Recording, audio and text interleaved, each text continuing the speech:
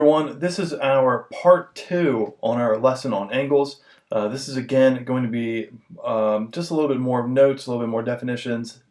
Just bear with me, please, because really for the next several lessons we don't have as many notes to be taking. It's more familiar mathematics.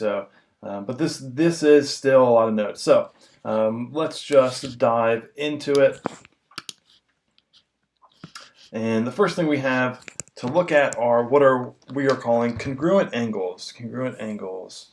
And just like congruent segments, that if the measure of the angle is equal to the other measure, so here we have both of these measurements are equal, right? 75 is equal to 75. So that means that the measure of angle A is equal to the measure of angle B. So if the measures are equal, then the segments are congruent, or then the angles are congruent. So we could say that angle A is congruent to angle B. And that's how we write that. So just remember that equality implies congruence, and congruence implies equality. They are biconditional. They go this way and they go that way. So the next thing we have is called an angle bisector. This picture here depicts an angle bisector, and I just want to highlight these. These are hash marks for angles. These indicate visually that the two angles have the same measure. So that visual indication shows that the measure of angle ABD is equal to the measure of angle DBC.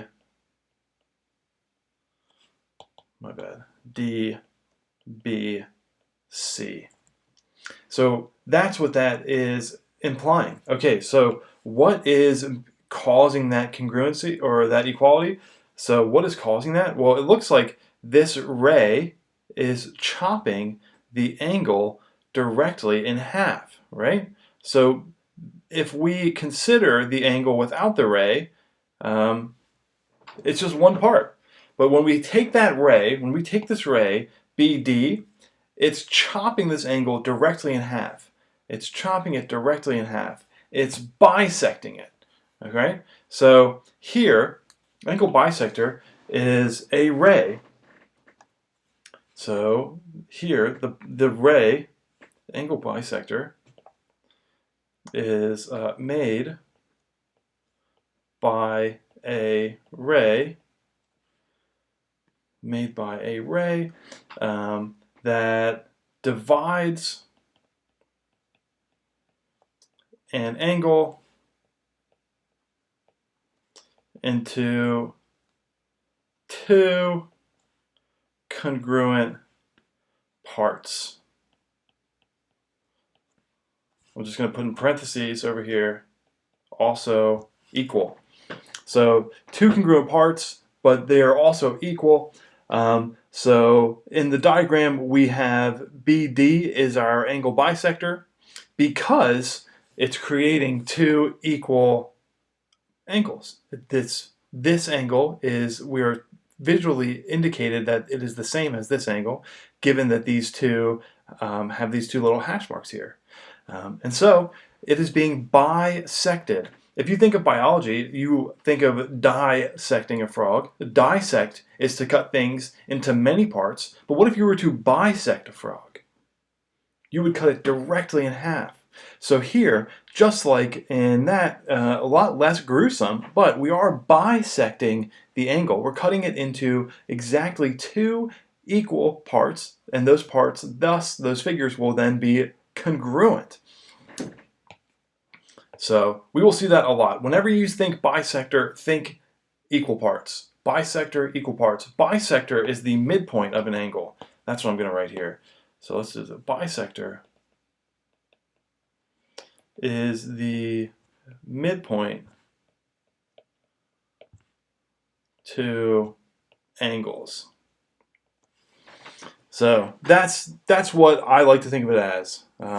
Midpoint is for segments that get cut in half. Bisector is for angles that get cut in half. Perpendicular lines. So perpendicular lines, these are two lines that intersect, and they create a right angle. Perpendicular lines are two lines that intersect and create a right angle. These are two lines that intersect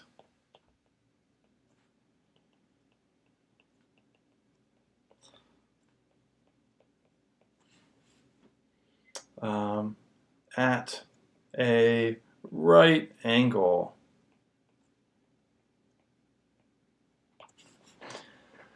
So there is the symbol for this. The symbol for this, so symbol, the notation, looks like an upside down capital T. It's actually like the top of this figure. It's that intersection point. And so over here, you might see the words like, let's see, line AB, or we could say, yeah, line AB is perpendicular to line CD. So you might see this written in such a way. Just know that this symbol here means perpendicular.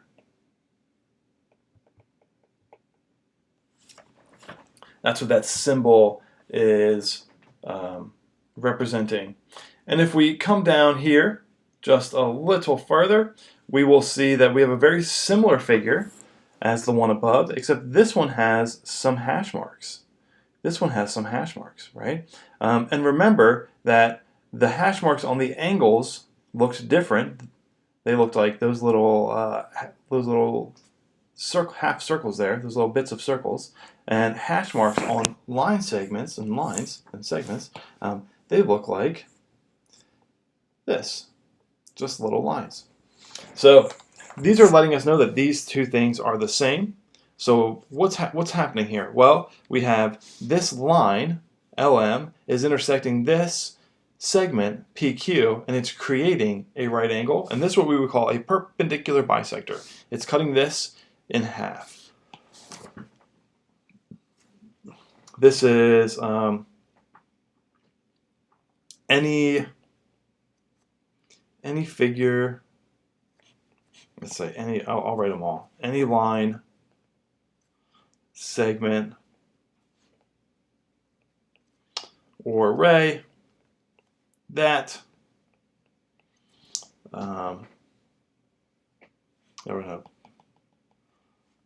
any line, segment, array perpendicular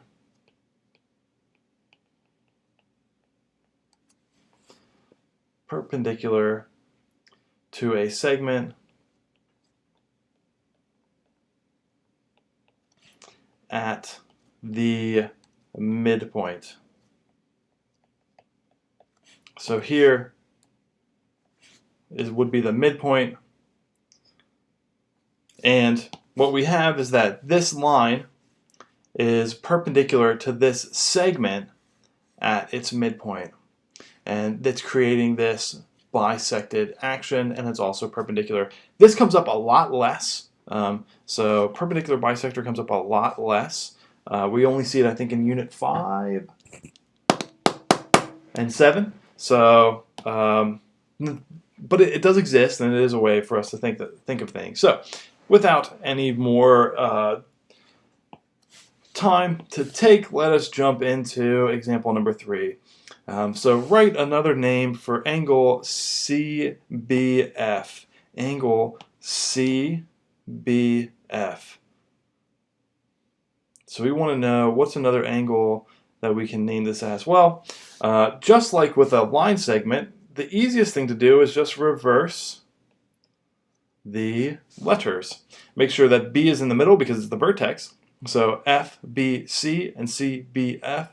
This is the same angle. Name the sides. This is something I'm less worried about.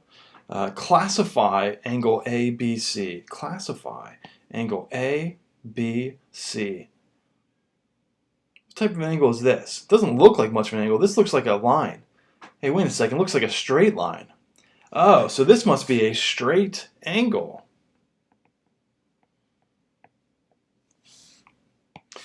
Give an example of an obtuse angle. Give an example of an obtuse angle. Okay, well here is 90, right? And this whole thing was 180. So I know that any angle that's going to be greater than this angle, that's going to be greater than ABD, is going to be obtuse. So let's look at angle DBE.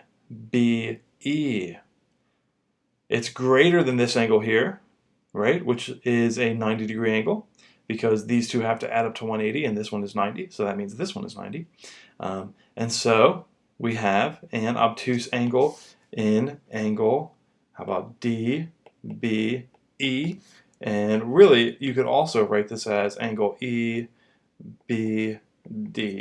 So both of those completely acceptable. Name two congruent angles. Well, congruent angles, remember, they have these hash marks. Those hash marks are letting us know that two angles are congruent.